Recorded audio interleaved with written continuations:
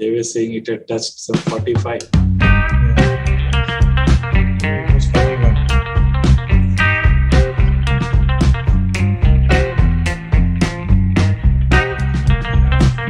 Dr. Singh, Dr. Anil, Dr. Steve, and Dr. Biju is also there. So, Kalpesh, we start. Yes, sir.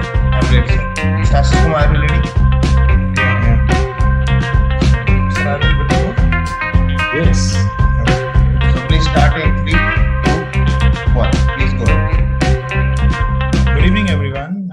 I am Ashish, Vice President with Zydus, and I welcome this august group of hematologists who have come together this evening to have a discussion on Romiplostim-based treatment of aplastic anemia. I welcome you all once again. This discussion is brought to us with the collaboration of my hematology group, and we as an organization really thank MHG for giving us this opportunity to collaborate and bring this discussion today. We as an organization have been increasing our footprints in hematology, and very recently we had introduced oral as a cytidine and midostaurin in the ML portfolio, and we will continue to have new introductions in the hematology portfolio as our commitment to improve the patient outcomes in the India. We also introduced the drug of discussion today, Romiplostim, very recently in all 3 SKUs, 125, 250, and 500 mcg. That's the agenda for today evening, where we have Dr. Biju George, who would talk about TPO mimetics in the treatment of aplastic anemia. And we have then none other than Dr. M.B. Agarwal with eminent hematologists from across the country to take the discussion of how do we use Romiplostim as against eltrombopag in aplastic anemia, and are there certain set of patients where Romiplostim can be preferred over eltrombopag. And through this discussion today evening, the learnings which would definitely come out is through this eminent group of hematologists, we would know what is the experience of real-world experience of Romiplostim in aplastic anemia.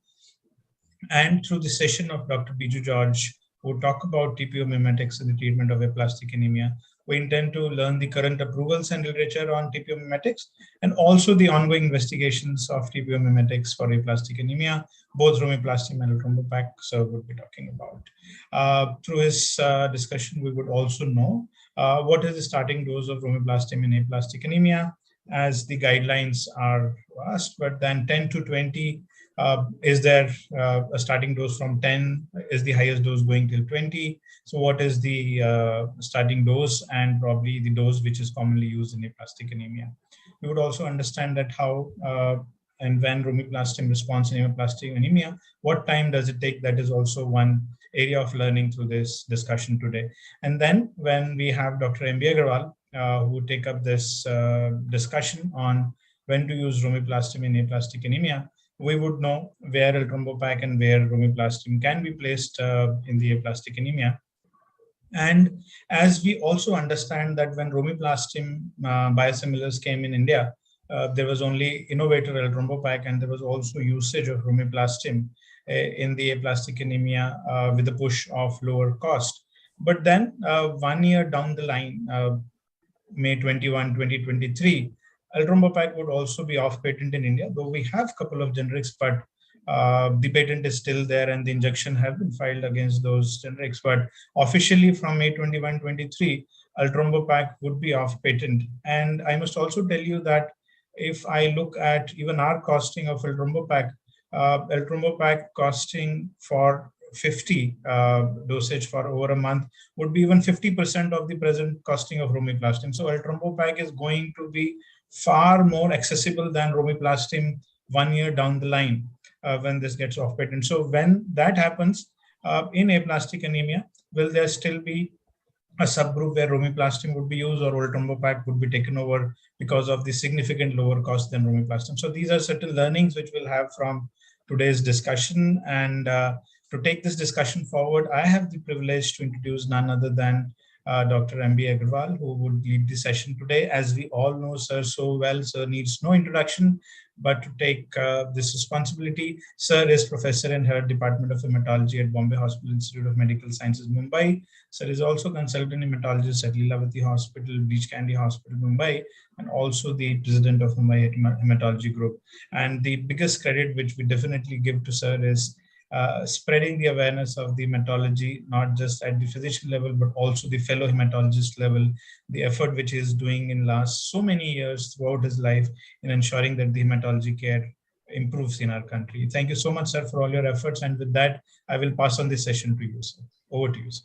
Thank you, Mr. Ashish Kumar, for that wonderful introduction, the welcome speech, and introducing the subject so aptly.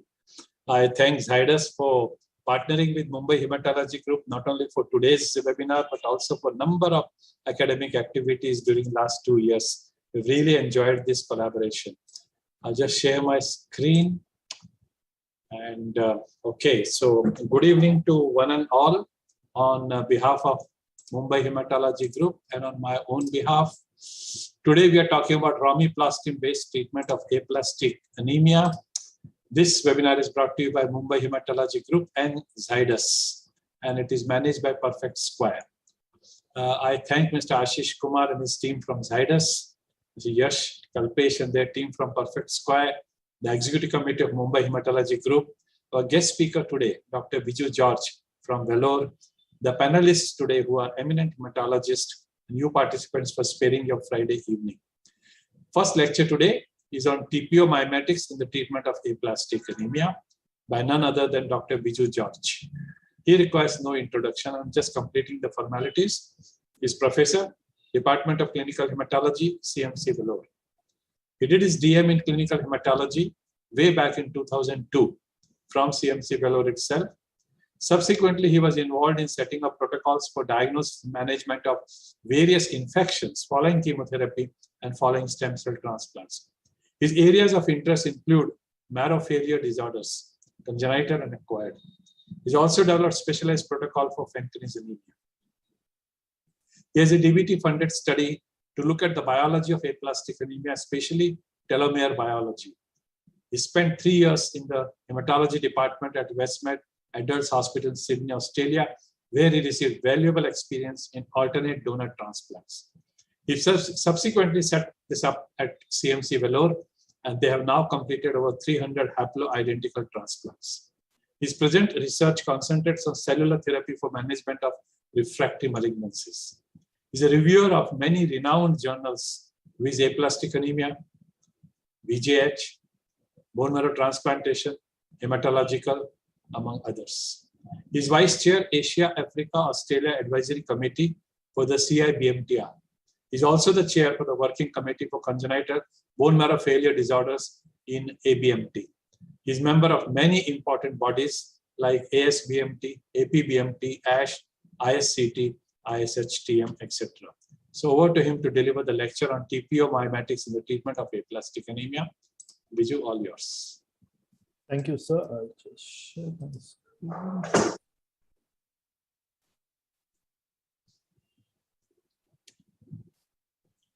Is my screen visible? Yes. Okay. So what I'm going to do with the next 25 minutes that I have is to look at a TPO agonists in aplastic anemia. Now we need to remember that the data on the use of L-thrombopag is probably more than the data that is available on the use of Romiplostim in aplastic anemia. But what I will try to do is to look at both separately and then look where we can use each of them. So all of us know that aplastic anemia is a syndrome of bone marrow failure characterized by peripheral blood pancytopenia and marrow hypoplasia. Although a lot of people would call it rare, it's got an incidence of 3 to 6 cases per million population in Asia, and so it's not a very rare disease in Asia, including India. And an immune mechanism of hematopoietic stem cell destruction has been propounded for a majority of patients with aplastic anemia. And because of this immune mechanism, if you look at most of the algorithms where you manage patients with aplastic anemia, you either would do a bone marrow transplant or you would consider immunosuppressive therapy. Now, one of the problems is that after we started using ATG with cyclosporin, we reached a level of about 50 to 60% responses. But further intensifying this immunosuppression has not helped in any way. This is either addition of sirolimus, addition of mycophenolate mofetil, or the addition of danazol. All of them did not add to the outcomes in terms of what you would get with ATG and cyclosporin. So people started looking to see what else could be done in terms of improving the outcomes of ATG with cyclosporin.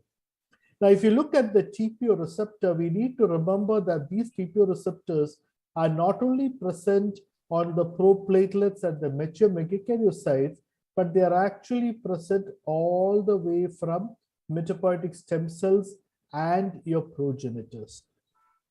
However, it was very counterintuitive to consider a TPO agonist for the treatment, because unlike ITP, where the TPO levels are low, in aplastic anemia, actually the TPO levels are high. So if you actually talk to Dr. Neil Young, he would tell you that the initial studies that were done with L-Thrombopag were essentially to disprove that it works in aplastic anemia rather than show that it works in aplastic anemia. So there are two TPO agonists. We need to remember that the native thrombopoietin binds to this TPO receptor and causes activation of the JAK-STAT pathway and leads to increased platelet production. You have Romiplostim that acts on the extracellular domain and binds there, while L-Thrombopag acts to the transmembrane domain. Now, there is also some data to suggest that L-Thrombopag can, once it enters in, it inhibits what is called as TET dioxygenase, which is part of the TET2 system, and that actually leads to hematopoietic stem cell expansion in aplastic anemia. So there is more than one mechanism of how TPO receptors would help in the hematopoietic stem cell expansion. So what is the data available? And what I will do is first talk about L-Thrombopag, because that is the largest data, and then about Romiplostim. So the initial studies came out on looking at L-Thrombopag in patients who had refractory aplastic anemia. This was again from Neil Young's group, where they looked at patients who had failed at least 2 to 3 lines of therapy. Initially, they started with 50 milligrams, building it up to 300 milligrams. And what they essentially saw responses in about 40%, with responses seen mainly with doses of L-Thrombopag at 150. If you increased it further, you only got toxicity without any further improvement in response. Now, this led to the major trial on the addition of L-Thrombopag to standard ATG with cyclosporin, which you know all about. This was published in NEJM 2017 and consisted of 90 patients which were randomized into 3 groups. All of them got ATG with cyclosporin. One cohort started L-Thrombopag at day 14 for 6 months. One started at day 14 for 3 months. And the third cohort started at day 1 for 6 months. And if you look, all of them showed excellent responses. So the response at 3 months, 77%, and the third cohort was the one which had the highest response of 87%. And this, when you continued it for 6 months, had almost a 90% overall response. The complete responses were 17%, 26%, and 48% when it came to the 3 groups. Now, one of the problems with this trial, which people talk about, was that there was no control arm which got ATG with cyclosporin alone. This data was actually just compared with data that was available from around the world, which suggested that between 50 to 60% would show response to a combination of ATG with cyclosporin. And so therefore, the addition of L-Thrombopag actually helped in improving these responses. Now, what they saw was not only did the hematological response improve, but when they looked at bone marrow cellularity, at 3 months and 6 months, there was an improvement in cellularity.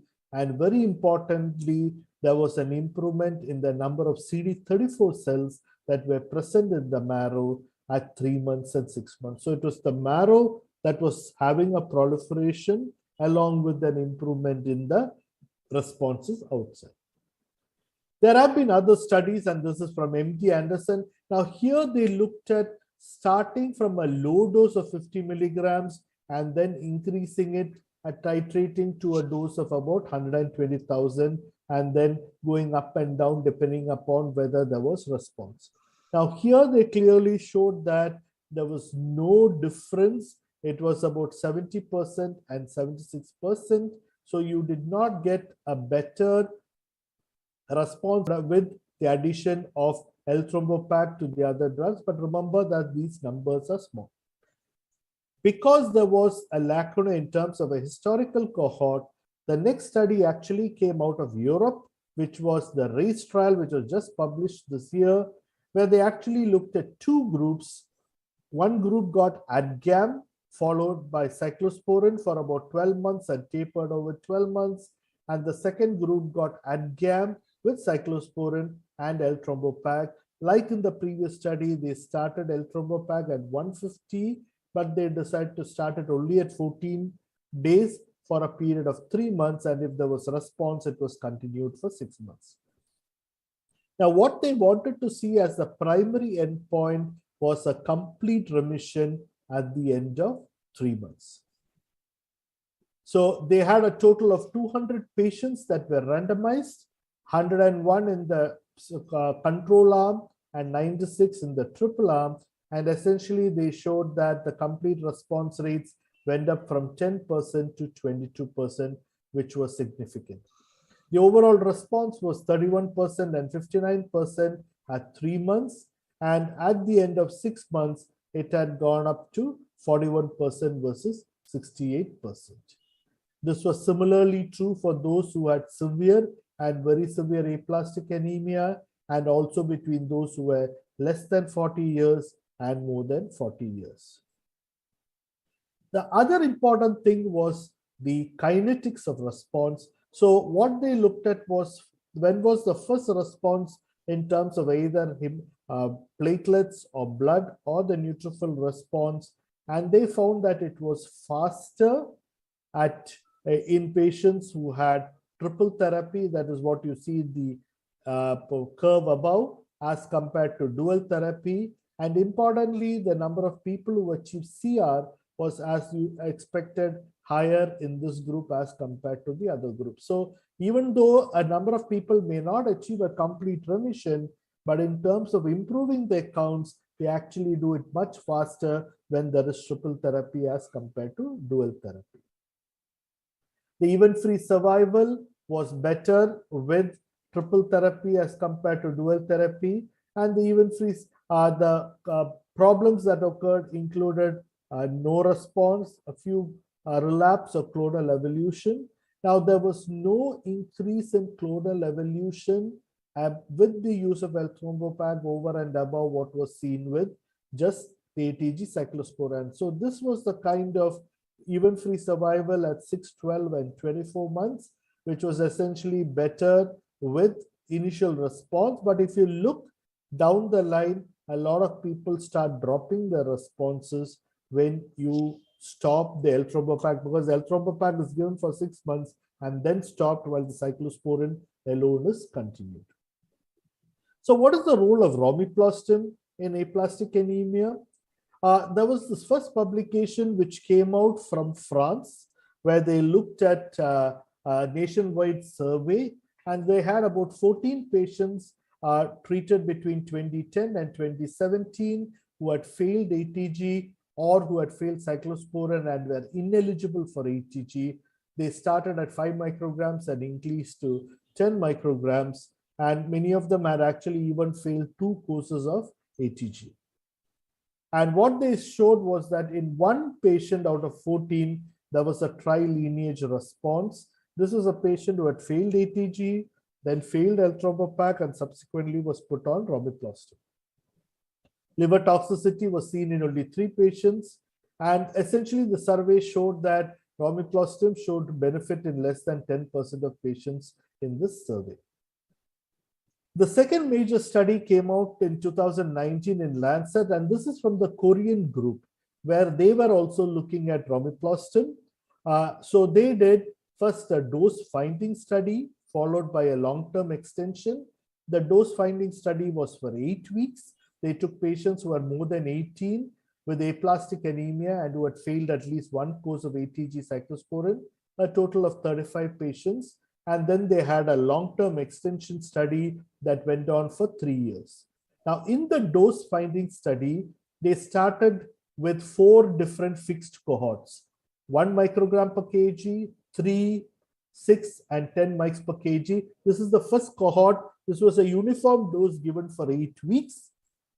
And after 8 weeks, they went on to the expansion study where these doses were either increased or decreased based upon the platelet response that occurred at 8 weeks. So if you started at 3 mics per kg and there was no response, you could go up to 6 and 10 and go further up to 20, or you went down if there was a response. The primary endpoint was looking at platelet response at week 9, and secondary endpoints were looking at all responses, tri-lineage response, percentage were able to discontinue romiplostim. So as mentioned, there was a group of patients who were in the dose finding study and in the extension phase study. And basically they showed that there was a platelet response seen in people who initially started with a higher dose, 10 mics per kg, while in the lower doses, there was no response. Now, this data actually is very similar to the L-Thrombopac data where people did not respond at 50 micrograms and when you built it up, but if you started upfront at 150, you actually probably did better. Platelet transfusion independence occurred in 2 and neutrophil and erythroid in 1, that is about 20%, but in these ones, they did not show much of a response. Now, when they continued to treat the patients and reached 1 year and then at 3 years, what they found was that roughly about 30% continued to have responses in terms of platelets. Erythroid response also started improving. Neutrophil response was seen in about 20%. So as to those group of patients who showed a response, they continued to maintain the response for about 2 to 3 years. And this is the kind of platelet counts, hemoglobin and absolute neutrophil counts, which they continue to maintain over a period of time. And essentially it said that romiplostim was active and had a favorable safety profile in patients with refractory aplastic anemia. And the recommendation was that 10 mics per kg once a week would be used as the starting dose for future studies.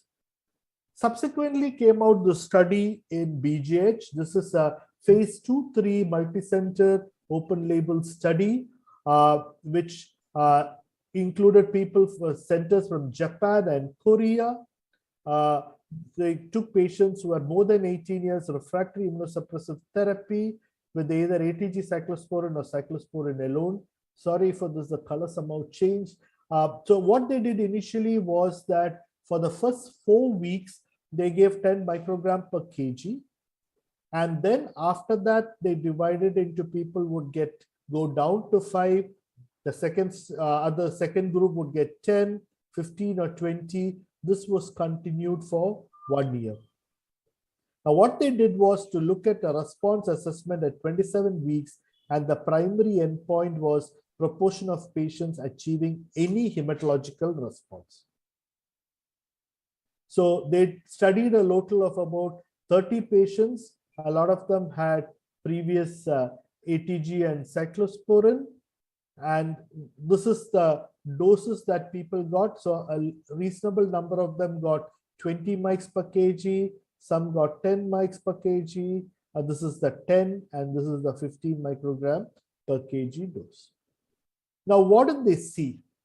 At the end of week 27 would be roughly about 7 months, about 84% had some hematological response, which would include either a platelet response or an erythroid response.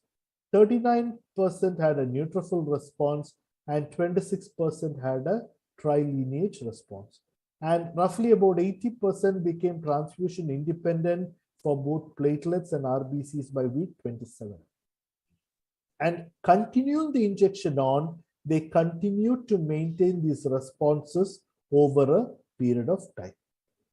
So this is a group of patients who had a tri-lineage response, and these are the single responses. And if you look here, the platelets, hemoglobin, and the neutrophils were maintained once they showed a response over a period of time. What were the adverse events, which were mainly nasopharyngitis, URTI, pyrexia, headache, diarrhea? Most of them actually not related to the drug per se, but the main things which are related to the drug were headache and muscle spasms, seen in about 15%. Importantly, no patients discontinued romiplostim because of AEs. Most of them were grade 1 or 2. 1 or 6 patients had grade 3. No patients developed antibodies against romiplostim, and only 2 patients developed karyotypic abnormalities on follow-up, but they were not very significant karyotypes. So the conclusions of the study was that the primary endpoint of any hematological response was 84%, which is higher than the 40% rate seen with eltrombopag. And so the response rates compared to the previous romiplostim studies suggest that a higher initial dose of romiplostim may be required for effective HSPC stimulation in aplastic anemia. Now the response was 94% in non-severe and 69% with severe. Now even in this group, this response of 69% is actually better than what is reported in with eltrombopag. There is no difference in between patients who had a previous ATG failure. 77 responded, and while all 100% responded with cyclosporin failure, and side effects and clonal evolution not a concern. So can you use romiplostim when they failed eltrombopag? There are 2 small studies. This is from the Japanese group, where they've looked at 10 patients who failed eltrombopag and then started romiplostim.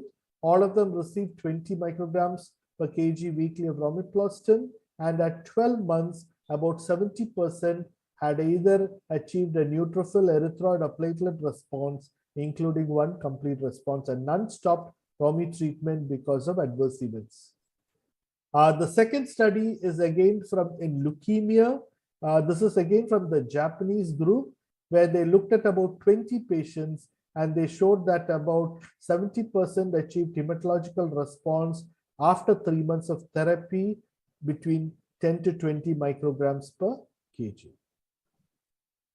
There is small data available on its use in children. These are small case series, 3 children with most of them showing recovery. So it can be used in children also. So this is one of our patients. Some of you people may have heard it in my earlier talk. So this was a patient with aplastic anemia who had also AVN, was treated outside with cyclosporin, but had only a partial response. Normally in this group of patients, we wouldn't do anything. We would just continue. Unfortunately, this patient needed a surgery. Ortho said, we will not get away without a surgery. So we added on danazol, but had only mild increase in platelet counts. So we went to giving him 10 mics per kg of romiplostim at 500. And if you look at the bottom, we started with the platelet count of 36,000. And within about 6 weeks, we got the platelet count up to about 1,33,000. We got him through the surgery. Post-surgery for 1 or 2 weeks, we continued. Then we stopped it. He is on now cyclosporin and danazol alone. So you could use it for a limited time to get over difficulties in terms of your platelet count. Now, we are actually doing a study where we are looking at whether we can incorporate romiplostim into our algorithm of treatment. So we are doing a randomized trial where we are comparing ATG with cyclosporin versus ATG with cyclosporin with romiplostim for 3 months, and ATG plus cyclosporin with romiplostim for 6 months, with the primary endpoint of hematological response at 6 months. We are looking at trying to recruit about 100 patients into the study over a period of time, and then we'll see whether it's useful in this group. So TPO agonists have an important role to play in the management of aplastic anemia. Both eltrombopag and romiplostim are useful in aplastic anemia, both in the refractory setting and as first line. Romiplostim already has approval for refractory aplastic anemia in Japan and Korea. It's used as single agent in combination with cyclosporin, and ATG needs to be explored further in future studies. With this, I'll stop and I'll be happy to take any questions if there are any.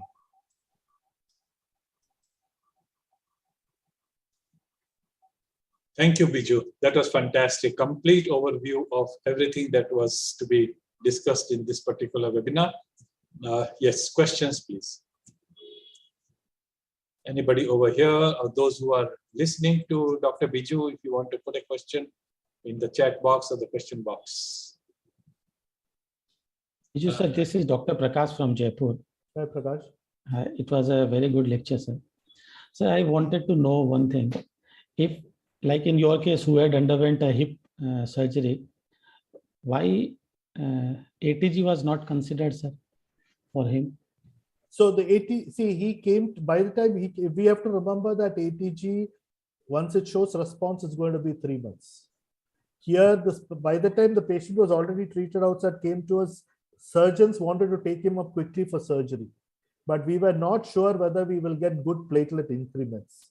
So that is why we thought we will try this and see whether this will provide faster engraft recovery in a short period of time, which will allow us to go ahead with surgery. Okay, sir. And sir, regarding your trial, can we send some patient? Yes, of course you can. There are a few patients, and suppose Sure, I can. definitely. Thank you, sir. Thank you, sir. Sir, I'm Radhika from Hyderabad, Yeah, Nizam, sir. Sir, in your proposed trial, what was the duration of Romiplostim you have planned for? Like how long? So we have a control arm, then we have a second arm where we are giving it for 3 months, and the third group for 6 months. So, but in your previous trials, whatever you have elucidated, you have mentioned continuation for 1 year, right, sir? No. So if you look at the Neelam trial and the race trial, it was for 6 months. It was in the Neelam trial, it was 3 months and 6 months of L-thrombopac. Race trial was 6 months. 1 year is the cyclosporin. No, the proposed trial for Romiplostim in aplastic 3 and 6 months. It's 6 months. Okay. Yeah. See, I don't think in India, my feeling is trying to get compliance for 1 year of Romiplostim is going to be difficult. So the advantage is that the ATG will kick in. You have cyclosporin that is going on. You want to try and push it up quickly right at the beginning. That is what we should try and see. Thank you, sir. Bhavin? Yeah. Excellent lecture, Dr. Biju. I want to ask that when we use L-thrombopac along with ATG and cyclosporin, as per the trial, the dose was restricted to, the L-thrombopac was restricted to 6 months. If the patient has some partial response, whether we can continue further or we have to stop it at 6 months? So if you, I mean, this is a question I think we've asked Neelam a couple of times. So for patients who had a partial response, and when we talk about a partial response, if you had a stable partial response, you would not go ahead. But if somebody was dropping counts or had a complete relapse, they would actually reintroduce the L-thrombopac again. Thank you. Priyanka? Thank you, sir. Good evening. And sir, regarding why didn't you use 20 micrograms per kg? Why have you stopped it to 10? Because these data now are showing that it's still higher doses able to achieve a better response and quickly also. So the reason is, so when we started off, we were also looking at vials. If you remember, if you say that 20 mics, we are looking at 4 vials being given subcutaneous every week. Then you are worried about compliance. So people have shown that starting at 10 mics per kg is probably what is important. Now, whether going up further will help, we don't know. So we thought at least let us start by showing that 10 microgram per kg in addition to ATG cyclosporin works. And if that shows it works, we can look at another study where we can look at increasing doses in people who do not show a response. Secondly is, just a minute, sir. Secondly, whether you're starting right from the outset or after 14 days as a case. No, we are starting on day 1. Okay. In the interest of time, one last question from Dr. Asif. Sir, I just want to ask, is there any data on cyclosporin with L-Trombobag or cyclosporin with Romiplostim in absence of ATG? Yeah, I mean, I have so seen few prescriptions. there is the SOAR trial, which was cyclosporin with L-Trombopag. It's not been published, but it was presented as an abstract. Roughly about, we were also part of it. We had few patients that we put on it. Roughly about 50 to 60% showed response. But one of the things that we saw in all our patients was once the 6 months of L-Trombopag was stopped, a lot of them actually relapsed back. And so they are now looking at what to do, but there is data on using cyclosporin with L-Trombopag. Thanks. Thank you. Thank you, Biju. We'll go to the panel discussion now. So panel discussion is on when and how do I use Romiplostim as against L-Trombopag based treatment in aplastic anemia. Okay, and I will be moderating this. And we have our panelists, Dr. Abhijit Baheti from Dinanath Mangeshkar Hospital, Pune, Dr. Ankit Rayani from Cure Hematology Oncology Clinic, Ahmedabad, Dr. Asif Iqbal from Dr. Bhubaneswar Barua Cancer Institute, Guwahati, Dr. Bhavin Shah from Vedanta, Ahmedabad, Dr. Iram Anil Singh from Jawaharlal Nehru Institute of Medical Sciences, Imphal, Dr. Mobin Paul from Rajagiri Hospital, Kochi, Dr. Prakash Shekhawat from MIMS Hospital, Jaipur, Dr. Priyanka Samal from IMS and SUM Hospital, Bhubaneswar, Dr. Radhika KK from Nizam's, Hyderabad, Dr. Suvir Singh from Dayanand Medical College and Hospital, Ludhiana, lastly, Dr. Sudeep V from Esther MIMS, Calicut. So, TPO receptor agonists like EPAG and Romiplostim are very potent activators of megakaryopoiesis, and they have been used in diseases which are characterized by low platelet. Classical example is ITP, and there are all sorts of other thrombocytopenias where both L-Trombopag and Romiplostim have been shown to be effective. The evidence to support the efficacy of L-Trombopag in disorders which are characterized by pancytopenia, specifically 3 conditions: aplastic anemia, MDS, and post-allogenic transplant graft dysfunction, is very strong. Romiplostim is equally efficacious and safe if we are talking about ITP, and even other thrombocytopenias is as good as L-Trombopag. And today's question is whether Romiplostim is equivalent to L-Trombopag in its efficacy, in its safety, for disorders which are primary marrow disorders, and also whether we have adequate data to convince us, like in thrombocytopenia, that you can use L-Trombopag and Romiplostim as an alternative to each other. So that's a $1 million question, and the answer has to be evidence-based. So let's begin with some of our discussants. The question may be addressed to some of the panelists, but all of you are totally free to intervene, answer your experience. It's extremely valuable to all of us as well as the audience. So the first is a set of 3 questions, which is something from your practice. And it's addressed to Dr. Sudeep, Dr. Iram Anil Singh, and Dr. Mobin Paul. So any 1, 2, or 3 of them can take it, and then the rest. How do you manage aplastic anemia in your institution? What has been your success rates in managing such cases? And if you are practicing in a little remote areas, do you face challenges in treating aplastic anemia? So, anybody? Okay, good evening, sir. Good evening. Yeah, good evening, sir. The aplastic anemia, particularly what we manage is that up to the age of 55, 60 years, we try to look for in a severe aplastic anemia, try to look for a matched sibling donor. And if there is a matched sibling donor, would proceed for an allogenic stem cell transplant. If not, in quite younger patients, in pediatric, they have been also looking for mud donors. But otherwise, we will be giving ATG.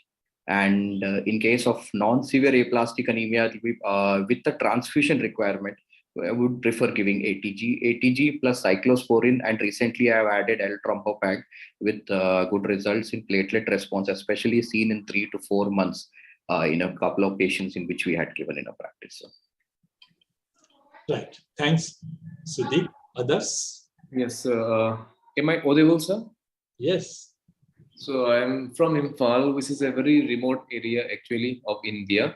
So here also we have a good number of cases, but here we have some logistic issues. First is the government hospital, where we are working, don't have enough support. So we have some deficiencies. Number two is the patients who are affordable usually prefers to go outside, and those who are not affordable, they will stay back. So majority of the patient, how we manage here is mostly, even if it is very severe or severe aplastic anemia, I have no other choice. I have to only go for ATG or cyclosporin. However, our patient, I would say about 60% of them are only on cyclosporin because of unaffordability for ATG even. So about 30% of them have received ATG plus cyclosporin. And after the trials of this L-Trombopag was successful in studies, we added for 3 patients, and luckily 2 of our patients did well. And interestingly, one of the patients was around 75 years old. He had an IC bleed also. So I was little reluctant to give ATG because of the very low platelet count, already IC bleed. So I put him on cyclosporin and L-Trombopag, and he is doing very well till now after 3 years.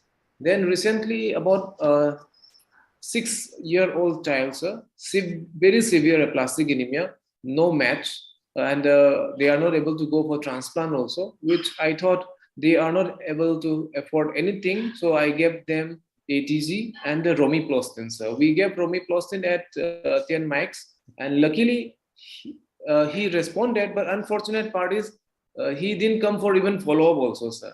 There is a challenges we're having. He received Romiplostim somehow for 3 months, and he received cyclosporin for nearly 6 months. After that, they are reluctant to come. Somehow I have to trace them again, because I thought that boy was so important for me, because probably that was the first patient I have given Romiplostim in aplastic anemia. So I have given only so far ATG and Romiplostim cyclosporin to a child.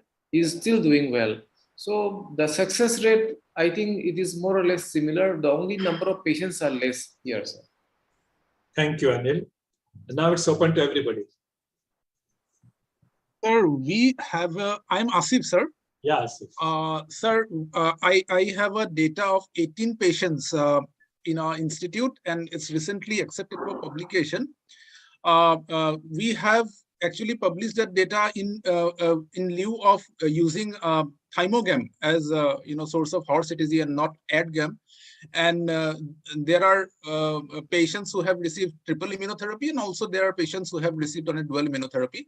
Out of 18 patients, 13 patients had a response. 4 of those had complete response, and 2 patients died. So we actually had a better response than what the data suggests. And thymogam has been found to be almost equally effective than the ADGAM. Thank you, Asif. Any other comments?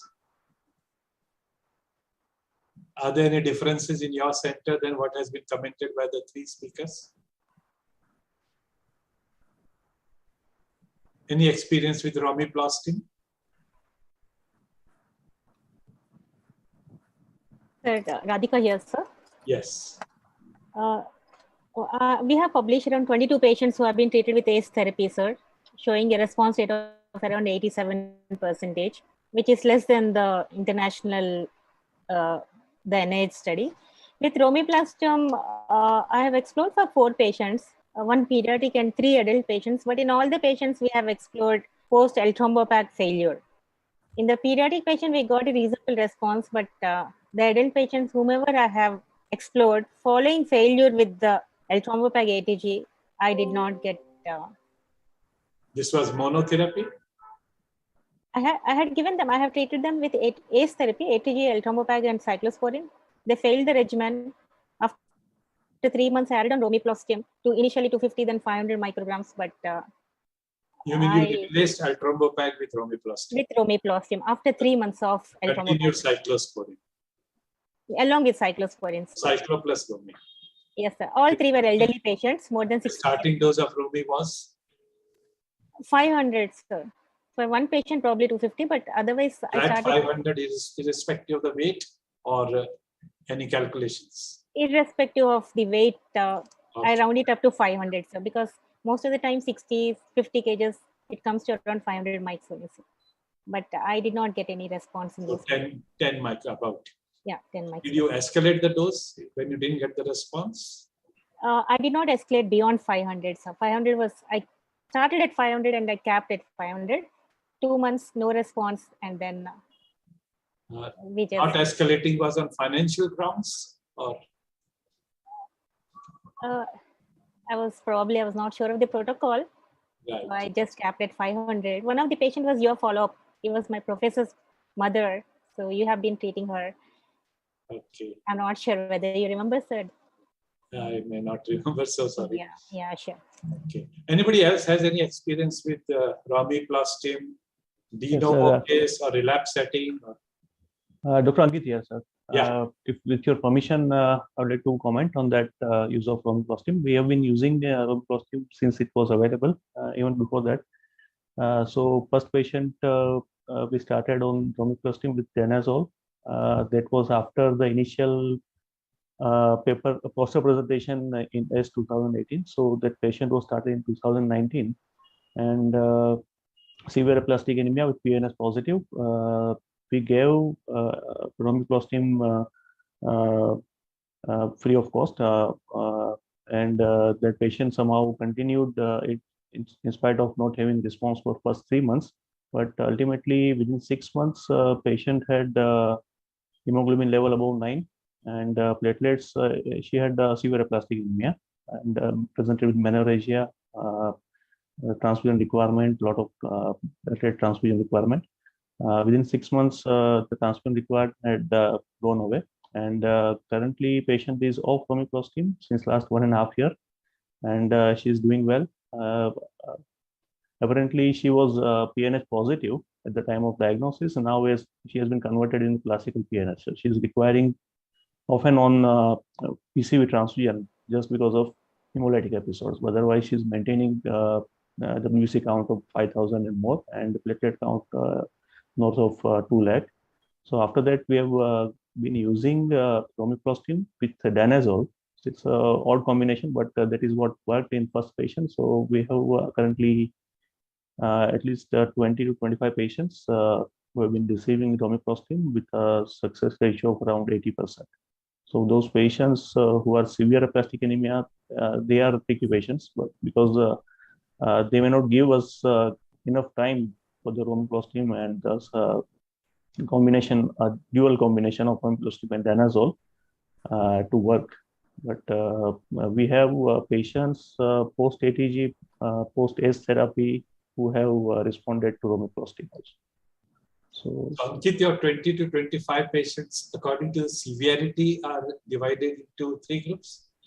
Yeah, so majority of the patients, I would say around 50% plus patient of those 20 patients data, they would be non-severe or classically non-severe, but they may be requiring platelet transfusion off and on.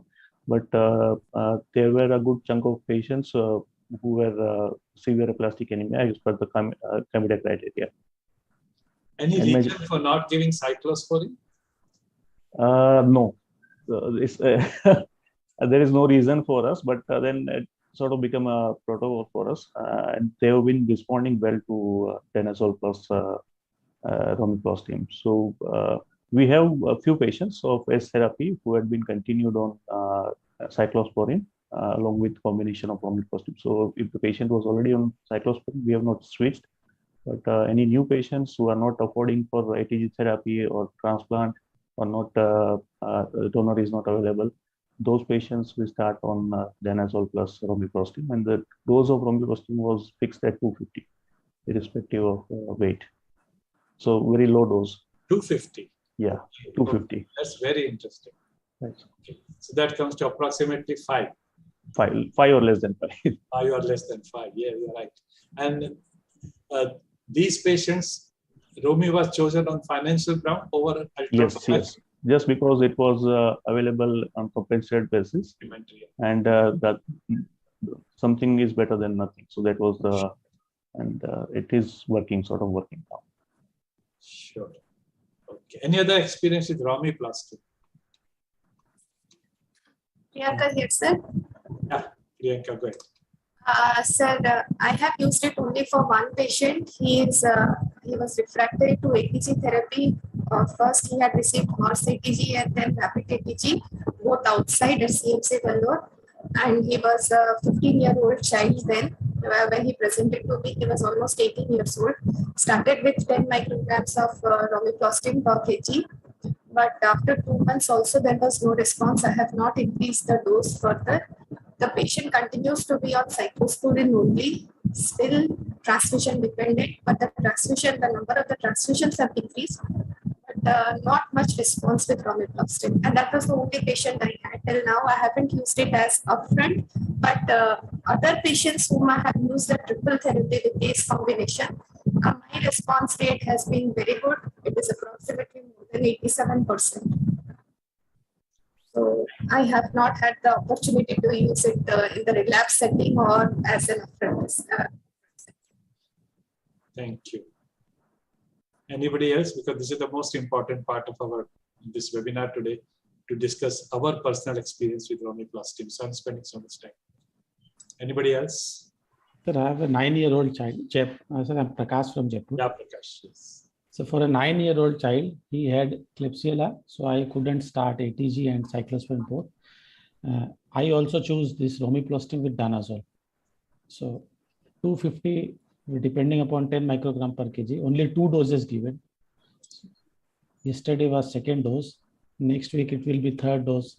And if he is improving stable and with negative culture, then I will shift him to ATG plus cyclosporin. I will omit danazol. As of now, he has not deteriorated and he has not improved significantly. I'm just out of desperation. I'm giving him 2 doses. I have given. Ankit, in your patients who responded, was there anything to suggest that there may be telomeropathies, because you gave danazol, right, and they responded? No, sir. I would not. I'm not able to justify why we chose that based on any of the explanations. Yes. Yeah, I think from the discussion it appears that majority of us are using romiplostim in low dose because those are the patients who couldn't afford ATG. Those are the patients who couldn't afford Altrambopag, and therefore you are using a fixed dose 250 or 500 of romiplostim, and the accompanying drug is danazol because of, once again, I think the cost factor. So overall, it appears that romiplostim danazol combination is the one which is being used for the poorest of the poor people with this, I would say, astonishing success. So we have probably good number of patients of non-severe aplastic anemia where there may be an underlying trigger factor. And once the trigger factor is withdrawn, the success is good. Okay. 1 or 2 questions which are come up in the question box are relevant to this. Has anybody used Altrambopag and romiplostim together? Dr. Kannan wants to know. No, sir. No. Yeah, very unlikely. I don't think there's any literature on it. And same thing, if you can afford Altrambopag, probably you would have used that as a accompanying drug rather than romiplostim so far. Then another question, which is whether there is a head-to-head trial between romiplostim and Altrambopag with other immunomodulatory agents. I don't think that will ever happen, and that has not happened, and that probably will never happen. Okay, so we'll probably now move on. Next set of questions are for Bhavin, Dr. Subir, and Dr. Prakash. How does Romiplostim work? And is Romiplostim different from Eltrombopag? Any one of you? So, good evening, sir. Can I start? Yeah. Yeah. So, I think Dr. Biju has explained it nicely that these are the TPO receptor agonist drugs, and they are present on megakaryocyte as well as the hemopoietic stem cell as well as the progenitor cells. So, Romiplostim stimulates the platelet proliferation as well as it increases the hemopoietic cells synthesis, and so it helps in not only in ITP but also in aplastic anemia. Now, Romiplostim and Eltrombopag are different drugs because Eltrombopag is a small molecule compared to that Romiplostim is peptibodies, and the binding site is also different. Eltrombopag binds to transmembrane site of thrombopoietin receptors, well as the Romiplostim binds at the extracellular sites. The EPAG acts on the precursor megakaryocytes, whereas Romiplostim acts on the mature megakaryocytes, as well as the route of administration and the dose. The frequency of administration is also different in both the molecules. There is no head-to-head comparison with each other, but then perhaps the patients who are treated with Eltrombopag before, the Romiplostim works little better compared to if given directly as the first line. Yes, sir. Sir, like classically we see that there is increased level of endogenous TPO in aplastic anemia, but the interferon binds to the endogenous TPO. It doesn't bind to these second generation molecules. That's why these molecules still works in case of aplastic anemia in spite of high levels. One thing I'd like to state that Romi is less likely to have an effect on trilineage hematopoiesis and precursor stem cell compared to Eltrombopag, because Eltrombopag binds to the transmembrane structure. It also inhibits the TET2 pathway, as Sir said. So Eltrombopag is slightly more in terms of trilineage hematopoiesis and stimulation of the stem and precursor cells compared to Romiplostim. But Romiplostim has an advantage that there is a very less chance of clonal evolution, and in aplastic anemia there is very little fluctuation in platelet count with Romiplostim. Okay. Anybody else? Everybody concurs with what has been mentioned just now? Ankit, yes, sir. Yeah. So there is always a concern of clonal evaluation and aplastic anemia patients, and those who have been misdiagnosed as aplastic and but are actually hypoplastic MDS. So for MDS patients, for patients who have bone marrow fibrosis, these patients should be omitted from Romiplostim, and I would say same for Eltrombopag as well. There is a chance of clone evaluation, and like sir mentioned, Dr. Biju sir, that study also included two patients, the Japanese and Korean trial. One of the patient had monosomy 7 detected at 16 weeks. How, I don't know, but then at 16 weeks, the patient was withdrawn from the study on the basis of non-response, but the rest of the non-responder were still continued. So I would say there is always a risk of clonal evaluation. We are promoting cells who have inherent chromosomal anomalies and unstable, I would say, DNA synthesis. So those patients we have to watch very carefully. And the same way, Romiplostim should not be used, or it's clearly mentioned that it should not be used in MDS patient. And interestingly, the one more trial that sir mentioned, use of Romiplostim in pediatric patient, proved the patient had MDS. That study was published from USA, how they got the permission for use of romiplostim in pediatric patient on such a small number, 3 patients. That is also a very it's a questionable use of romiplostim. So that is my point. Okay. Do you feel that hypoplastic anemia over the long term has a tendency to evolve into clonal disorders even without TPO-RAs? Yes, some of the patients may develop MDS or even AML as the time goes by. So maybe Is there 10 a years. hardcore data to convince that these drugs are responsible, or it's the No. longer survival which can lead to this kind of clonal evolution? So it could be stress hematopoiesis that was happening at the time of TPO-RA use, but then it has not been used in such a vast number for a longer period to rule it out. But there is no, as of now, there is no data of such clonal evaluation precipitated by TPO-RA. Fair enough. And we also do not do MGS panel in all the patients to begin with. So there are certain stable mutations and certain mutations which are more likely to clonally evolve. So those mutations we are not doing. Yes. Fair enough. Anybody else wants to answer anything extra on these 2 questions? Sir, I just wanted to have an opinion of the house regarding the use of TPO receptor agonist. Does it have a role in patients who have extremely low cellularity, bone marrow cellularity? I have a concern of using TPO receptor agonist in patients who have cellularity of less than 5%. I do not know. I do not have data to back that, but I want to know that is there a concern, and this concern relevant? So let's cut the discussion to one thing, that monotherapy with TPO RA agonists were just in the beginning of the studies. So one hardly uses them as monotherapy anymore.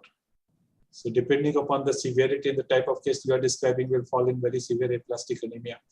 If at all one is going for the medical treatment, it will be a triple therapy from today's standard. Our practical circumstances are different, as Ankit brought out those 25 cases. So that becomes a very practical situation where you are helpless and you can't do this. But otherwise, such kind of patient that you are describing will straight go for either transplant or at least a triple therapy. Okay, anything else? Fine. So let's move on. So little bit of review. Although belonging to a similar class, EPAG and ROMI differ widely in their molecular and functional properties due to their different biochemical structure and differing binding sites on the TPO receptor. That's the cartoon showing you the structure of Romiplostim. It has a molecular weight of 60 kD. It's a peptide body. It is composed of 4, 1, 2, 3, 4. Identical thrombopoietin receptor binding. So these are 4 thrombopoietin receptor binding domains. These domains have no sequence homology with native thrombopoietin, and that's why antibodies are not produced that will cross-react with your own thrombopoietin. And these domains are coupled with the FC. This is the FC carrier domain, and their junction is with the help of glycine spacer. Even these 2 are connected with each other through glycine spacer. So that's a peptide body Romiplostim.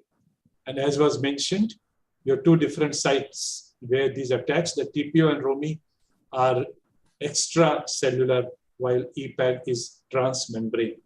And then they activate these pathways to stimulate the production not only of platelet, but in patients of aplastic anemia and other marrow diseases, this is a trilineage hematopoiesis because they act at the stem and the progenitor cell level.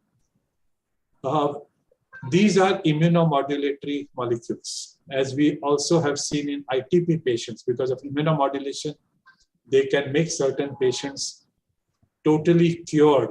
About 20% of patients can be taken off TPO-RA in ITP. Similarly, over here, there is an increased regulatory T cell function which can be responsible for their efficacy. And we know the role of gamma interferon in mediating the aplastic anemia. And these molecules can bypass the interferon gamma mediated TPO-MPL signaling on the stem cell. And lastly, EPEG at least has the chelator property, which can also be of some value. So there are multiple mechanisms by which these molecules may be helping patients of bone marrow diseases. And that's a review by Bussell, Nicola Cooper and others about mechanism of action of Romiplostim and its clinical applicability. It's a 16 pages article, wonderful. Next question is to Radhika, Priyanka and Ankit. Traditionally, EPEG has been used for treating aplastic anemia and it has been approved for that worldwide. Romiplostim has its approval only in 2 countries, that is Japan and Korea. How do you make a case for treating a newly diagnosed case of aplastic anemia with Romiplostim over and above EPEG, except in the situation described by Ankit Rayan? Any one of 3 of you? Yes, sir. Kyaka here. Sir, as of now, our practice has been to start with the immunosuppressive therapy, ATG, cyclosporin, and eltrombopag at a dose of 150 milligram. I have not used Romiplostim and it has not been approved as such apart from Japan and Korea. So we are not using it upfront as a therapy or the triple therapy. But in cases of refractory, we definitely have used, and that has been as a single agent, not with the immunosuppressive therapies. Fair enough. Yes. So is there any way somebody can justify its use in a newly diagnosed patient except on financial grounds? So in some subset of patients where a patient has hepatitis associated with severe aplastic anemia, or patient has dysphagia and not able to take oral medicine, or is not willing to take it, in those exceptional patients, we may use consider using Romiplostim in place of EPEG. Fair enough. If you can't swallow it, you're vomiting it, you've got some stomach problem with it, or the schedule is not suitable to you of avoiding the milk products on either side. That is an important statement. Fasting on both the sides is not required anymore. That has been replaced with just milk and milk products being not to be given for 2 hours before and 2 hours after. You can have any other food item. So that makes the life a little easier. Any other reason why you use Romiplostim upfront? Hepatitis associated with severe aplastic. There are 2 scenarios wherein I would prefer Romiplostim over eltrombopag, sir, in a case of aplastic anemia, though it is not approved anywhere worldwide, not even in Japan and Korea. It has been approved upfront as of now. Only trials are going on. 2 scenarios wherein I prefer Romiplostim, sir, especially in aplastic anemia patients with IC blades, patient intubated or on CPAP, wherein it's giving eltrombopag may not be a feasible option there. Probably I would opt for Romiplostim upfront there along with an. And the second scenario is pediatric patients wherein the strict fasting may not be a feasible option. Probably I would like to fit in Romiplostim in place of eltrombopag. So pediatrics and very severe patients on CPAP or intubator or on ventilation. So only the fasting has been removed from the label. It has been now replaced with just the milk and the milk products. So that becomes a little ease of administration for all the patients now. Anybody else wants to add anything? In patients with liver disorder, Romiplostim can be preferred over the eltrombopag. That is another condition. While reviewing this presentation, I came across a case of hepatitis-induced severe aplastic anemia, where Romiplostim cured the patient, and they had also done a hepatic transplant. So one case report, of course, does not make anything, but yes, once there is a liver dysfunction, I'm more worried about using eltrombopag. Sure. Anybody else? Okay. So the next question is to Prakash, Abhijit, and Asif. Is Romiplostim effective in patients with aplastic anemia who are refractory to ATG-based therapy? And if yes, what will be your dose and what will be the duration of therapy? It has been covered in the lecture, so it's a bit of repeat, but go ahead for audience. The Prakash here from Jaipur. Yeah. Sir, most of the studies which I found also for that aplastic anemia refractory to previous ATG, there are chances that Romiplostim can help. And in approximately 75 to 80% patients, there is a single lineage effect, at least in any one line. Although the neutrophil lineage is the last to recover, but it has improved in some cases. And I will definitely suggest if someone is refractory to previous immunosuppression, including eltrombopag, they should specially go for switching of the TPO agonist from eltrombopag to romiplostim. And the dose, minimum dose I will start is 10 microgram per kg. And every monthly or 2 monthly, at least a 1 month, I will upgrade the dose by 10, 13, 16, 20, will go up to 20. And duration, so as long as there is some effect, at least for 1 year, I will go for in cases of refractory aplastic anemia. Right. So what Prakash has told us, that there is reasonable data that those patients who did respond to ATG-based therapy, including eltrombopag, there is a place for romiplostim. Starting dose 10, you can go up to 20. You can increase the doses at certain intervals, and the duration can be 3 months, 6 months, right up to 1 year. Okay, fine. Others, especially if you differ from what Prakash has said.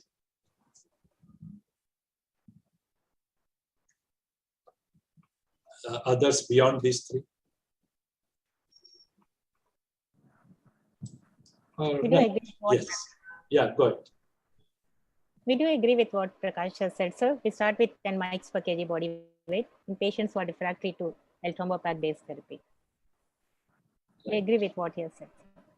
Right. Okay. Sir, regarding the duration, like in eltrombopag, it is fixed for 6 months. For romiplostim also, should they go for just 6 months or till the patient is having a response, because this is a relapsed refractory setting? So, yes, somebody wants to answer Priyanka's question. I believe that, sir, on a maximum dose of 20 mics per kg, if the patient has not responded over a duration of 2 months, probably no. Yeah, that's the dose. She wants to know about the duration. Eltrombopag 6 months. Do you go beyond? Romi, should you give for 6 months, or can you go beyond? Biju is going to answer, but Radhika, you can complete.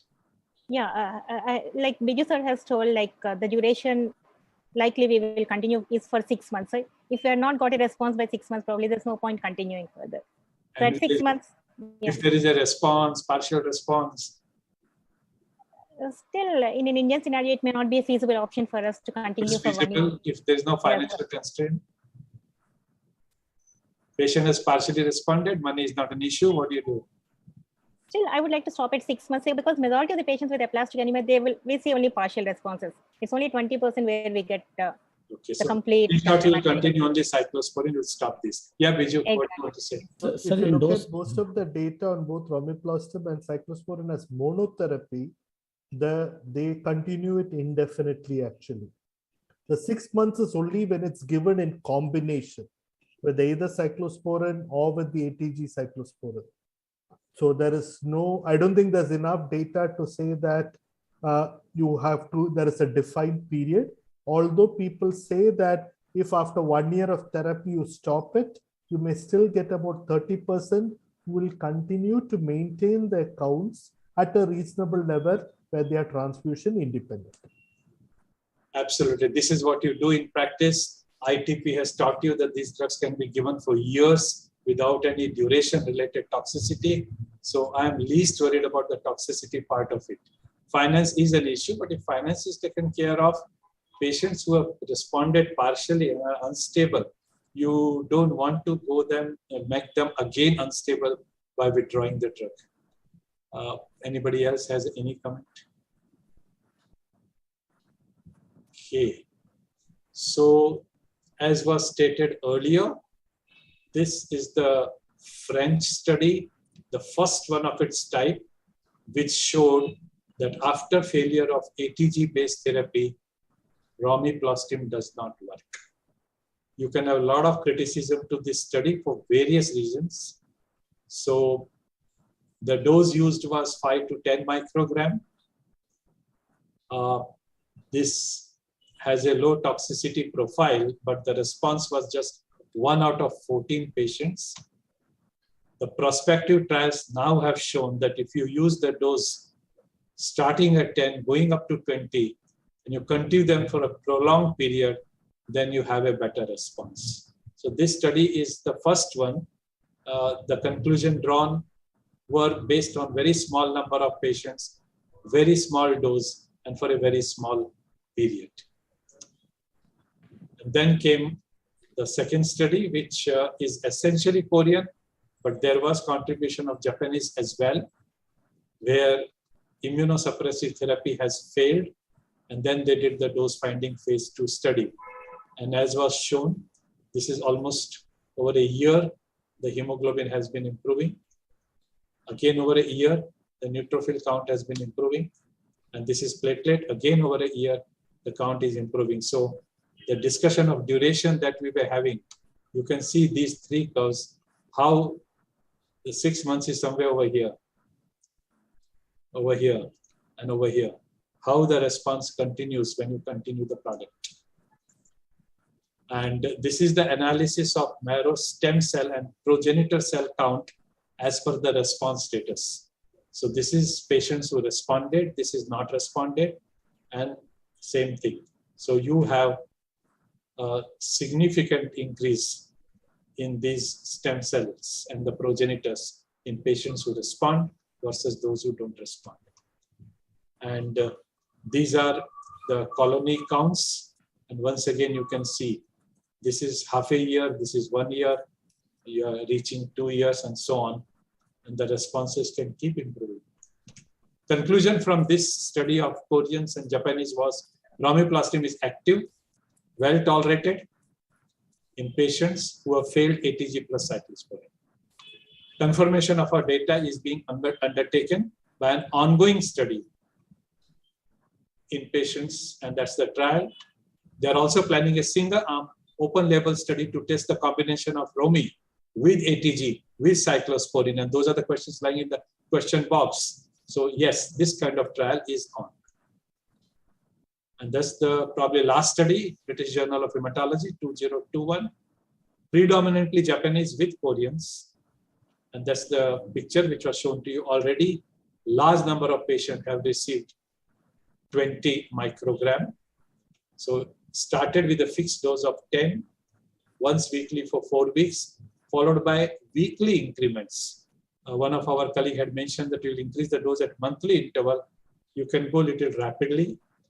And this was phase 2-3 multi-center open label study. Data is, you can see here, platelets, hemoglobin, and neutrophil, just like the other study.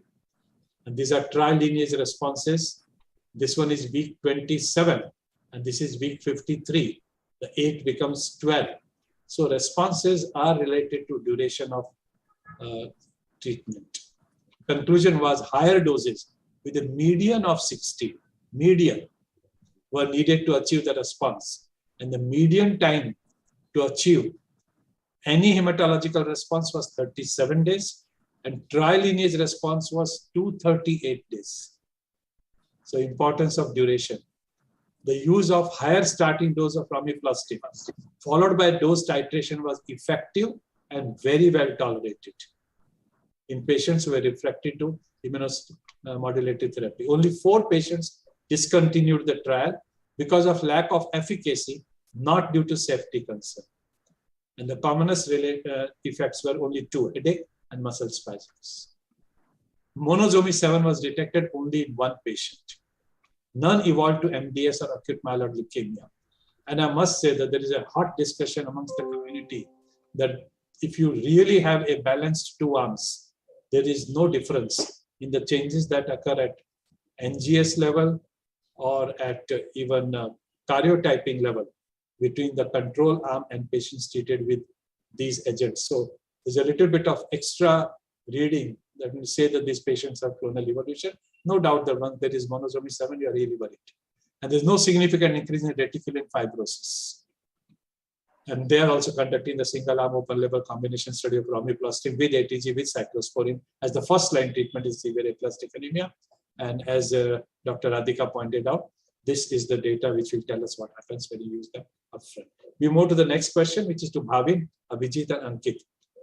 Is Romiplostim effective in aplastic anemia who have failed L-Trombopag? And if yes, here what is the dose and the duration? Is it same as the previous trials? So anyone? I think it is effective when the patient has refractory to EPAG, and I think dose should be 10 microgram per kilogram body weight, and then you can escalate as per the response.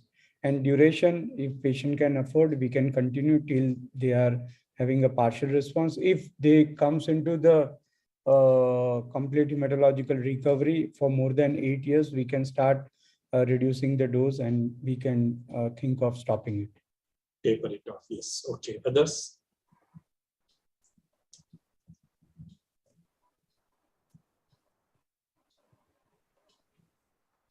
So it is effective, but the time should be minimum from first IST to starting of second IST. We should not delay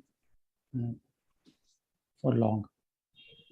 If patient has failed first immunosuppressant, and if we are trying to switch to Romiplostim based therapy, there should be minimum delays. Fair enough. I would be happy with even a partial response if it is sustained, sir. So I don't look for a real complete response, because most of the times only 20% of the times I get a complete response. The 80% cases we just linger somewhere around a partial response. If it is sustained, I would like to take a call of stopping off my roaming. At least they become support free. Yes, sir. Sustained response. Yeah. If they don't need Paxil, if they don't need platelets, it's good enough. Yeah. So that's that study, Japanese study that was quoted. Romiplostim after L-Trombopag refractory aplastic anemia. And again, similar kind of curves you can see in the responding patient. So conclusion was they demonstrate efficacy and safety of Romi in patients with EPAG refractory aplastic anemia. No extra side effect, no adverse complications. Although future studies with larger cohorts are needed, this study was the first one to demonstrate the success of Romi in EPAG refractory aplastic anemia. So like ATG, this is EPAG failure. And that's the other one. High dose Romiplostim accelerates hematological recovery in patients of aplastic anemia refractory to L-Trombopag. Japanese study, leukemia. Once again, you can see all these curves right up to 8 months. Response keep happening. High dose. I think the emphasis is on dosing, and we should be careful in using, because we are using in financial ground, therefore probably we are using 250, 500 absolute doses, but we should calculate for 50 kg person, 20 comes to 1000. So probably for majority of our adult patient, the minimum dose will be 1000 per day. And if somebody is 70 kg, 75 kg, you can imagine the dose will go to at least 500 into 3 vials every week. And these are trial lineage responses. And that's high dose Romiplostim accelerating hematopoietic recovery in aplastic anemia L-Trombopag. Another article conclusion, same article conclusion, high dose Romiplostim was highly effective in patients refractory to EPAG. Sequential therapy with EPAG followed by Romiplostim may further improve the prognosis of patients refractory to conventional therapy, is the hypothesis put forward by the Japanese. So when you fail EPAG or you have partial response, giving Romiplostim is like a sequential therapy. And someone did mention that you should not have a big gap between the two. So just an observation, if you allow me.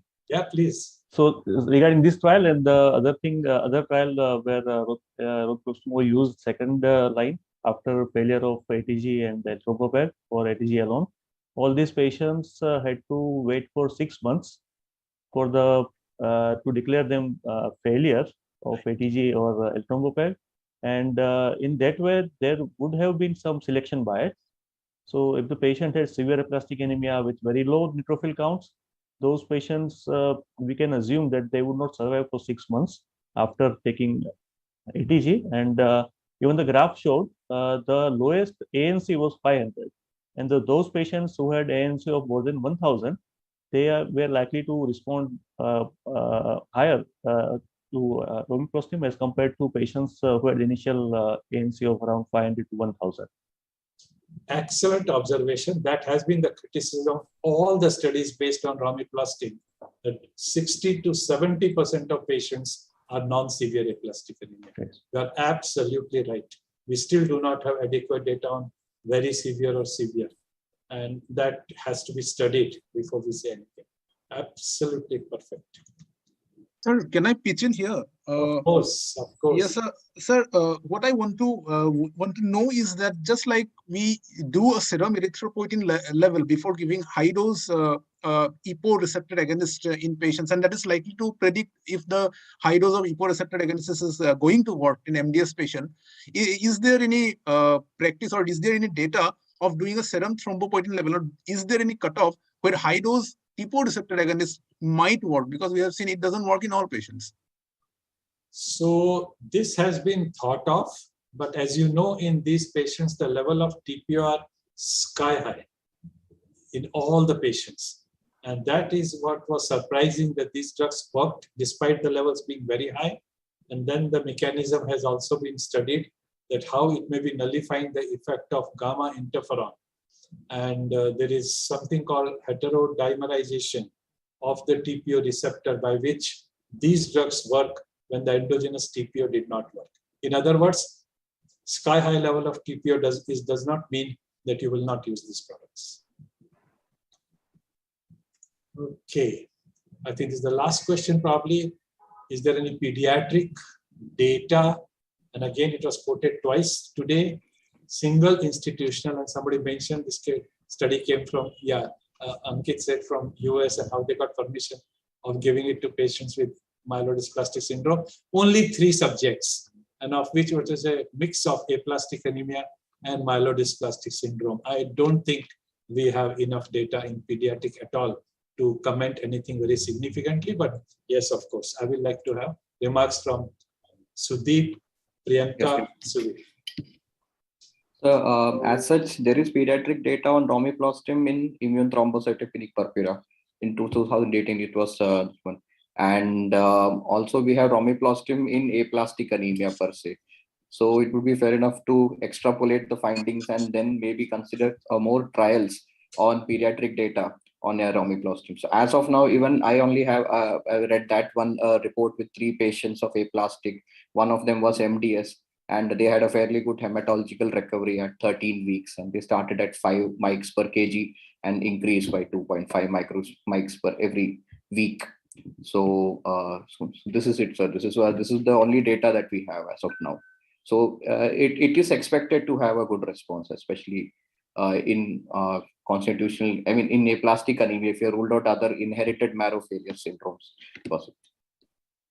Yeah, so this is the conclusion of the study that you're quoting. Our case series of 3 cases suggests short-term safety and efficacy of romiplostim as the frontline therapeutic option in children with acquired bone marrow failure, not having cytogenetic abnormalities. But this is 3 cases, yes. Others? Okay. So how long do you continue romiplostim? We have discussed at length. What are the adverse effects of romiplostim? So Abhijit, Asif, Irom, Radhika. How long to continue, we will not discuss. We discussed that at length. Adverse effects of romiplostim in aplastic anemia. Anybody wants to add anything? It has been very well delineated in the previous studies, sir. There are no very serious adverse events with romiplostim. The only 2 or the 3 adverse events what have been highlighted were headache, muscle spasms, and some elevated liver enzymes, but none to the level that the patient had to discontinue romiplostim. So the most common are a mild headache, probably muscle spasm, and some elevation in ALT levels. One question lying in the question box is, in aplastic anemia, when you use these products, do you get thrombosis? If you want to answer, or anybody wants to answer? Our experience with the romiplostim in aplastic anemia is very, hardly it is 3 or 4. Either of the 2. When you use them in aplastic anemia, do you get thrombosis like in ITP? That's the question lying in the question box. Biju, yes, sir. I think in most of the L-thrombopac and the Romiplostim studies, nobody's reported thrombosis so far. Right. So that's the observation at the moment in aplastic anemia. This complication has not happened. Okay, so anyway, is there any data on ATG cyclosporine Romiplostim at the moment? Robin, Sudeep, Subir, Priyanka. I guess I'm the only panelist present, I mean, among these four other doctors. So as such, there is robust data on ATG, cyclosporine A, and this L-Trombopac, but on Romiplostim, as of now, not heard of it. There's an ongoing trial, sir. The Ongoing trial, yeah. Not the one that has come out so far. Results are not yet come. Absolutely fine. Fair enough. So I would like you must have come across, but I'd like the audience to read these two commentaries.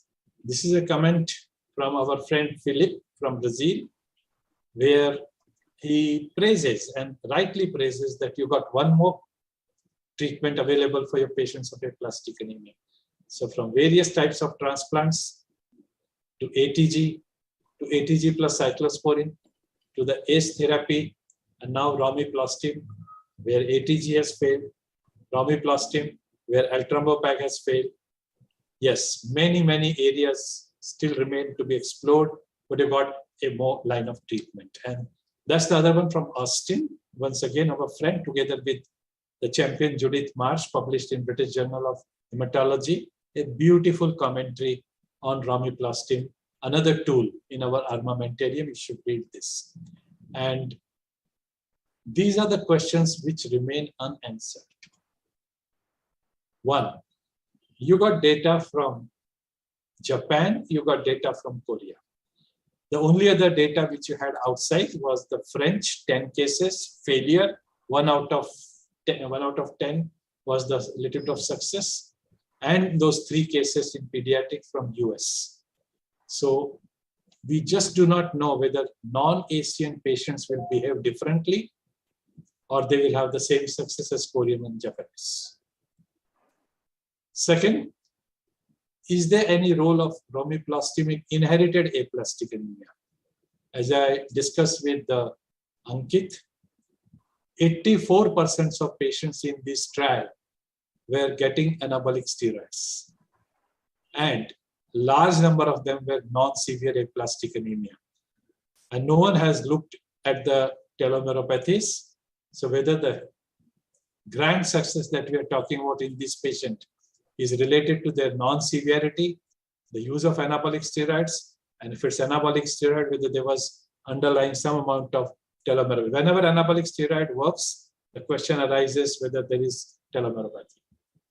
I've seen a 64-year-old lady who responded to 800 mg of Danogen beautifully and went to King's College for second opinion, and they showed that she had telomeropathy. The third question is, will Romiplostim have similar efficacy in severe and very severe aplastic anemia? Because current data, 2/3 of the patients were non-severe. So we still have this data missing. When you talk of ACE therapy, there are patients of severe aplastic anemia and very severe aplastic anemia. Are there any predictors of response so that you can select whom to give Romiplostim? We don't have any answer to this question at the moment. Will concurrent administration of cyclosporine, like Ankit has done, danazol together with the Romi, cyclosporine is a cheap drug. So with the cyclosporine with Romiplostim, just like L-Trombopac with cyclosporine, which already exists, whether there will be same amount of success rate, we do not know. Is it comparable in efficacy to L-Trombopac? That, of course, we will never know, because the two trial head-to-head will never take place. Similar to L-Trombopac, will addition of Romiplostim to IST in upfront setting? We have to wait for the results of this trial. If both TPO-RA are approved and widely become available at the same cost, what will you do? Will you use L-Trombopac? Will you use Romiplostim? So your answers of those various tricky situations: patient on ventilator, patient who cannot take anything by mouth, patient who is vomiting, etc., etc. So these are difficulties in giving L-Trombopac, which became an indication to Romiplostim, indirectly hinting that a drug of choice remains probably L-Trombopac because you've got such large data at the moment. And that's something which no one has mentioned so far. So the good news is LOA is likelihood of approval. So LOA update, the Amgens, you know, Amgen, Romiplostim, and plate. In aplastic anemia, source 11 points in FDA likelihood of approval after posting very strong trial results. And this was published on 10th of May. So this is current information. So Amgen is extremely hopeful that the US FDA may approve Romiplostim in patients of aplastic anemia, not at the first line, but as a second line therapy, either due to failure of ACE or due to failure of L-Trombopac. And this LOA jumped by 11 points, which is considered very, very significant by Amgen. So I draw my conclusion. The treatment options for this rare, life-threatening disease have significantly improved. Better supportive care, optimal management of infections, including antifungals, and of course, various sorts of allogenic transplant and their outcome. The welcome, but serendipitous introduction of EPAG, that is what happened at NIH, induced responses despite, and somebody asked this question, sky-high endogenous TPO level. And as Biju said, the study was carried out to prove that the compound will not work, but it worked. And that has added to our therapeutic armamentarium tremendously, I would say. It has become a hot molecule. The moment you talk of aplastic anemia, there with L-Trombopac, and now probably with Romiplostim. So Romiplostim is now an additional tool to fight against this disease. Well, that's my last slide.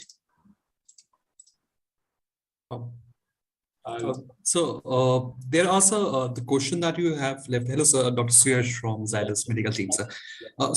In the LANGS trial itself, there are a few predictors of non-response that they have mentioned. One being pelvic irradiation, prior use of temozolomide, and bone marrow invasion. So these three were the predictors of non-response that was shown in that particular trial. Absolutely. So whenever there is a marrow failure, which are, you know, in a routine aplastic anemia, you don't talk about these things. Radiation to the pelvis and metastasis in the marrow. So that is, you know, the discussion of chemotherapy-related thrombocytopenia. In that context, these three conditions have been the predictor of failure. Chemotherapy-related thrombocytopenia. May I just comment? Yeah. Yes, sir. So paradoxically, Nplate is approved for radiation-induced pancytopenia. There is also one of the FDA approved. No, he's talking about pelvic radiation. Yeah. So he's absolutely right that those are three conditions where Romiplostim, where TPO arrays do not work in a cancer setting. But you are of course absolutely right. Even acute radiation injury and radiation-induced problems. Yes. Thanks. If there's anything else lying in the question box, I will just ask you. For how many months L-Trombopac or Romiplostim should be given after ATG, etc., etc. We have answered this question a number of times. Is there an incidence of thrombosis? We have answered that question. Which ATG do you prefer at present for IST? I think you had answer for that question also. Our friend from Guwahati said that the indigenous product has worked very well. And yes, that has been the observation of various people. Of course, rabbit is not used first line at all. What is the position of allo stem cell transplant in the algorithm in the treatment of severe aplastic anemia? I think we began with that. Younger the people, more the use of allo transplant. What else? Whether L-Trombopac increases monosomy, we've discussed it repeatedly. So that finishes the question in the question box. Yeah. In the chat box, is there a question? No, there is no question. So that's the end of it from my side. If anybody has any other remarks or comments, otherwise we hand over back to Zydus. Sir, Prakash, this side, I have a question, sir, for Biju, sir. Sure, sure. Biju, sir. Sir, in cases of very severe aplastic anemia, when the TLC is very low, sometimes we fail the stress cytogenetics from peripheral blood, what to do in those cases? See, when you're looking at stress cytogenetics, at the age of, so it depends upon whether there are clinically morphological features to suggest Fanconi. The next step would be to, if you're worried about Fanconi, if you're not able to do stress, then the next step would be to do a skin fibroblast culture, or you could just send off a mutation analysis, because if you look at any of the med genome mutation analysis for bone marrow failure, that covers all the Fanconi anemia associated genes. So no phenotypic feature, just we, as a part of protocol, we are sending stress cytogenetics, means it doesn't look like. It depends upon the age. Normally above the age of 30, unless there's morphological features, I would not worry too much about Fanconi anemia. But if it was a child, I would definitely, if it's failed, I would definitely do a genetic analysis, and med genome will be able to provide that. And that time, sir, yes, sir. No, Prakash, severity of aplastic anemia should not be a feature, because you're doing it from peripheral blood lymphocytes. So even if the marrow cellularity is 0, that does not come in your way. So if for some reason you have not been able to do the stress test, NGS panel is the way. Younger the patient, more often you will go for the NGS panel, not only for Fanconi, but for any other inherited marrow failure syndrome. And today the cost in front of the treatment of aplastic anemia is so negligible. So it should not be any more a big issue. Even with the stress test, probably you should go for the NGS, because now no more Fanconi anemia is the only condition you are concerned about. Yes, sir. A question for Biju, sir. Sir, so in your upcoming trial, are you including pediatric patients? No, right now we are doing only adults. Can we safely give offline Romiplostim to pediatric patients, sir? That is an individual choice after discussion with the patient. As a part of the trial, we are only including adults into it. Sir, with high doses of Eltrombopag or Romi in aplastic anemia, we generally don't encounter thrombosis. But with lower doses in ITP, we do come across here and there thrombotic venous thrombosis. So probably it's not the drug, it's the disease per se which is responsible for the thrombosis in ITP. So if we encounter a thrombosis in a patient of ITP on Eltrombopag, so can we still continue Eltrombopag, sir? Because I think we had this discussion last week when we were talking about Romiplostim, and because at higher doses, 500, we don't encounter thrombosis. So Radhika, everybody knows that ITP is a prothrombotic disorder. Prothrombotic, yes. So in ITP, you get thrombosis irrespective of the TPO analogs. Having said that, yes, you cannot deny that there is an increased incidence in ITP patients when you use TPO analogs. You and me all witness this. Arterial is even much more than the venous. Yes. You got myocardial infarction, you got peripheral vascular, you got strokes. Yes, there is a meta-analysis which has just been published of about some 10,000 subjects, concluding that there is no increase in thrombosis in ITP treated with TPO-RA. But sometimes this meta-analysis can be vitiated. In practice, you have seen, I have seen, everybody has seen. You start the compound and a young person gets myocardial infarction. Irrespective of what the platelet count, he might not have even responded from the angle of ITP, but they get this. Yes. So it's difficult to deny that you get this problem. And when you get such an arterial event like myocardial infarction, I wonder whether you will be able to continue these products. Ethically, legally, there can be serious repercussions of this. After having one patient of mine who got into very bad myocardial dysfunction following infarct, I have been upfront telling people that you decide whether you want to use it. These events can occur. Because in that case, I had a very tough time to explain the family why this happened, how this happened. Young girl, recently married, one small kid, and got massive myocardial infarction. So these we don't have any other drug better than this. We don't have any other drug beyond a TPO, like which acts so magically and in such a short time. Well, in ITP, you have got a Pandora's box to with you. No, beyond this TPO agonists, that they are like the end box. I wouldn't say so. I mean, TPO agonists, when they fail, what do you do? You got about 20-30% of patients where TPO agonists don't work in ITP. Yeah, but So yeah. you got number of compounds. You got right up to splenectomy, rituximab, our hodgepodge of all those immunomodulatory drugs. You got plenty of options. They take long time, right? So the MMF and danazol, I mean dapsone and all, they take long time, right? TPO is like a prompt acting drug. Like within 1 to 2 weeks, you get a magical. I don't know what you are hinting at, but if you get a myocardial infarction on a person who is on L-Trombopac in 3, 4, 6, 12 weeks, it becomes practically very difficult to continue that drug. You cannot probably justify to that patient and the family that I have no other options. He will just move from you to Biju and take the other options.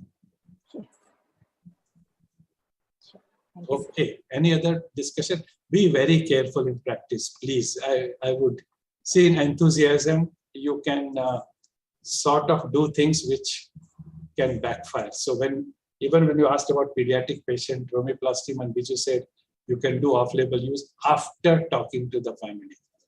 And I think that is very important. Take a written consent that this is not an approved use of the drug and you are doing it. It can be once in your lifetime and there can be serious repercussion on your career. I know me and my colleagues in Mumbai, we have had tough times with the Maharashtra Medical Council. So it's better to be careful, documentation, paper. It may not be an approved use, but at least there should be guideline recommending. There should be large case studies recommending, and there should be your colleagues who will stand by you that, yes, I also do this. So I go like that. When you say rituximab, you are using in so-and-so indication, which is not a FDA approved indication, then you should at least have it in the guidelines. If not in the guidelines, you should have a number of large case series published. Or your colleagues should be doing it left and right, so that 2, 3, 4 of them will come and stand by you when you get into trouble. You can get into trouble anytime, once in your life. And that can be a game changer in your life. Be very, very careful. Sure. Thank you, sir. Over to Ashish. Sorry, we are at 9:15. Sorry. So thank you so much. And I would like to thank all the faculty members who came together for this insightful discussion today evening. I sincerely thank Dr. Biju for sharing all the key data sets on use of TPO mimetics in aplastic anemia. Dr. Biju clearly mentioned the relevance of starting dose in aplastic anemia for Romiplostim, and we all look forward for outcome of his study on efficacy of Romiplostim in aplastic anemia. I also sincerely thank Dr. M.B. Agarwal for bringing out so many real-world scenarios from the eminent group of hematologists who joined us from across the country. We also understand from the discussion, lower dose of Romiplostim due to affordability issue is what clinicians have been using in aplastic anemia with varied responses. And we also learned from the discussion that Romiplostim can be preferred over L-Trombopac in some areas, but L-Trombopac has more data as of now. And there was also discussed that switching TPO in case of non-responsiveness of one TPO over the other can be practiced in aplastic anemia. Dr. M.B. Agarwal shared a lot of unanswered questions, which I'm sure over time and more experience, Word would know. And he left us with the good news, which he shared on the Romiplostim.